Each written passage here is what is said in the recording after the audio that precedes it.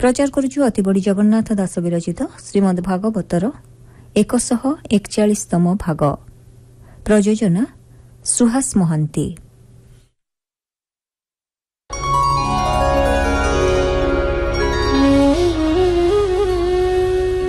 नारायणं संस्कृत्य नरं चैव नरोत्तमं देवीं सरस्वतीं व्यासं ततो जयमुदीरयेत्।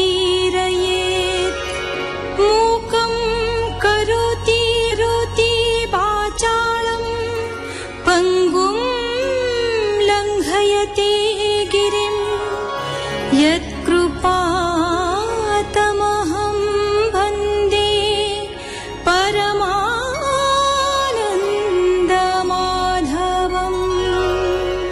ଯେଉଁ ଭରତ ଏତେ ସହଜ ଏବଂ ସରଳ ଭାବରେ ଶାସ୍ତ୍ର ଆଉ ସାଧୁ ସମ୍ମତ ଧର୍ମପଥର ଉପାୟ ବତାଇଛନ୍ତି ଏବଂ ଧର୍ମର ଜଟିଳ ତତ୍ତ୍ୱ ବୁଝାଇଛନ୍ତି, ସେ କେବେ ବର୍ଣ୍ଣାଶ୍ରମ ଧର୍ମୀ ସାଧାରଣ ମଣିଷ ନ ହୋଇପାରନ୍ତି। ତେଣୁ ରହୁଗଣ ଭରତଙ୍କ ପରିଚୟ ଜିଜ୍ଞାସା କରିଛନ୍ତି। ଭରତ ତାଙ୍କର 3 ଜନ୍ମର କଥା କହିଛନ୍ତି। ଜଡ଼ ଭରତ ଉବାଚ ଏକ ଅତ୍ୟନ୍ତ ଦୁର୍ଗମ ପ୍ରବୃତ୍ତି ମାର୍ଗ ଯାର ନାମ, ମାୟାରେ ତହିଁ ପ୍ରବେଶୀଣ ଯେ ଭବ ଗହନ ଅରଣ୍ୟ। ସତ୍ୱର ତମର ମତେ ପୃଥକ ଭାବେ କର୍ମ ଚିନ୍ତେ, ସଂସାର ଅରଣ୍ୟ ଭ୍ରମଇ ସୁଖର ଲେଶ ତାର ନାହିଁ। ଯେମନ୍ତେ ବଣି ଯାର ମାନେ ଅର୍ଥ ଅର୍ଜନ ଲୋଭ ମନେ, ଏ ଯେ ସଂସାର ମହାଘୋର ଅରଣ୍ୟ ଅତି ଭୟଙ୍କର।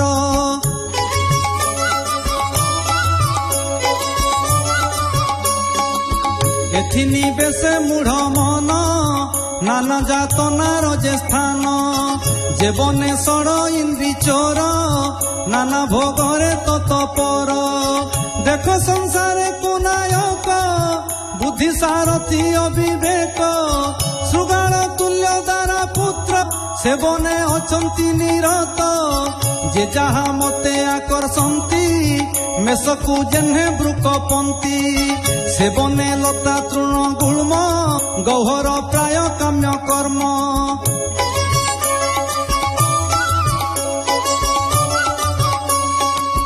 ଦୁର୍ଜନ ମଶକାଦି ତେଣେ ପୀଡ଼ନ୍ତି କଠୋର ଦଂଶନେ, ଗନ୍ଧର୍ବ ପୁର ପ୍ରାୟ ଦେହେ ମଣେ ଅସତ୍ୟ ସତ୍ୟ ପ୍ରାୟେ। ନିବାସ ପଶୁ ଯେ ଦ୍ରବିଣ ତହିଁରେ ହୋଇ ହୃଷ୍ଟ ମନ, କରଇ ତହି ଆତ୍ମବୁଦ୍ଧି ଏମନ୍ତ ବନେ ସେ ଦୁର୍ବୁଦ୍ଧି। ବାତ ଭ୍ରମିତ ରେଣୁ ଲାଗି ଚକ୍ଷୁ ହୁଅଇ ଦୁଃଖ ଭାଗି, ବିବିଧ ଘୋର ସ୍ୱନ ଲାଗି କର୍ଣ୍ଣ ହୁଅଇ ଦୁଃଖ ଭାଗି।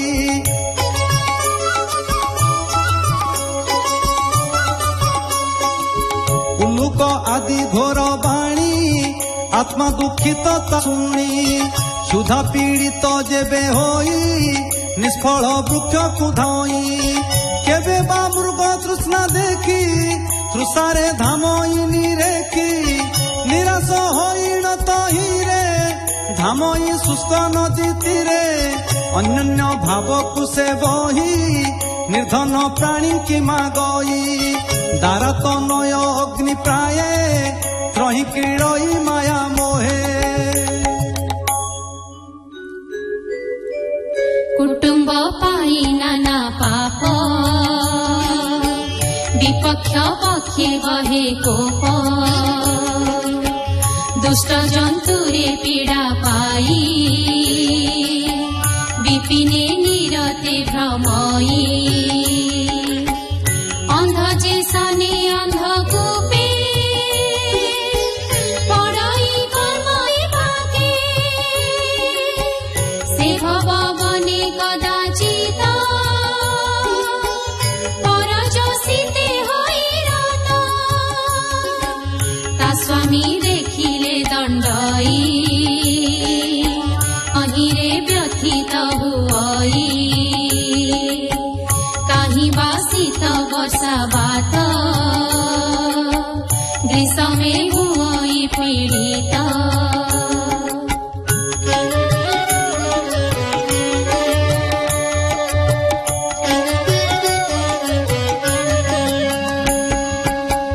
ধন বিহুনে গৃহ নাহি শয্যা আসন বা কাহি লোড়ই পুଣି পর ধন তেড়ে হুইনি মান দুঃখে অজিত যেতে ধন কিবা হরাই বিপন্ন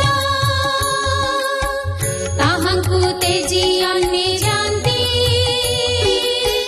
পড়িলে উঠি না সবি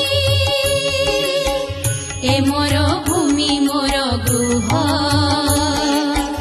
পণ্ডিতে করন্তি কলহ যে সর্ব শ্রীকৃষ্ণে অর্পই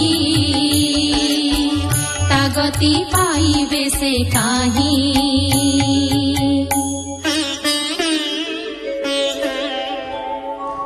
ରହୁଗଣ ଉବାଚ ସାଧୁମାନଙ୍କ ଜନ୍ମ ସାର ସଂସାରେ କିବା ଜନ୍ମ ଆର ଯେ ଜନ ହୃଷିକେଶ ଗୁଣ ପଦନେ କରେ ଉଚ୍ଚାରଣ ଶ୍ରବଣୀ ଯଶ ଗାଇ ସୁସାଧୁ ସଙ୍ଗତେ ବସାଇ ভো স্বামী তুম্ভ পাদরেণু ମୋ ଦେହେ ଲାଗିଲା କଜେଣୁ ସଦୁରିତ କ୍ଷୟ ଗଲା ମନ ନିର୍ମଳ ହୋଇଲା ଅବିଦ୍ୟା କର୍ମ ଯେ ମୋହର ଭୋ ସ୍ୱାମୀ ସମାଗମେ ତୋର অবিবেকাদি যে প্রমাদে হত হইলে তো প্রসাদে নমই মহত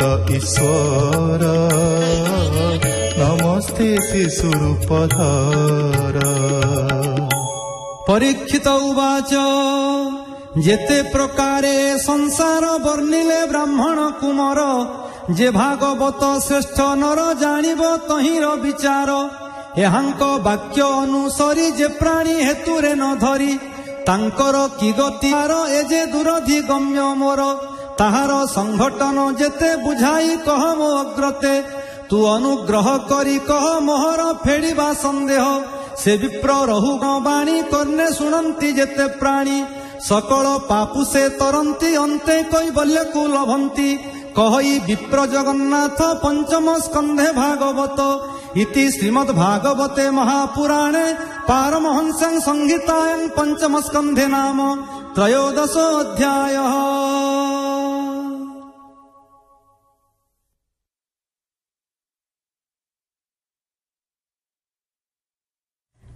ଶୁଣୁଥିଲେ ଅତିବଡ଼ି ଜଗନ୍ନାଥ ଦାସ ବିରଚିତ ଶ୍ରୀମଦ୍ ଭାଗବତର 141ତମ ଭାଗ।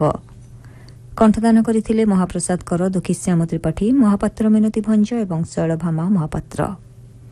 ବେତାର ସମ୍ପାଦନା ଡକ୍ଟର ଦାଶରଥୀ ଦାସ, ସଙ୍ଗୀତ ପରିଚାଳନା ପ୍ରଫୁଲ୍ଲ, ବର୍ଣ୍ଣନା ବସନ୍ତ ମହାନ୍ତି ଏବଂ ପ୍ରଯୋଜନା ସୁହାସ ମହାନ୍ତି।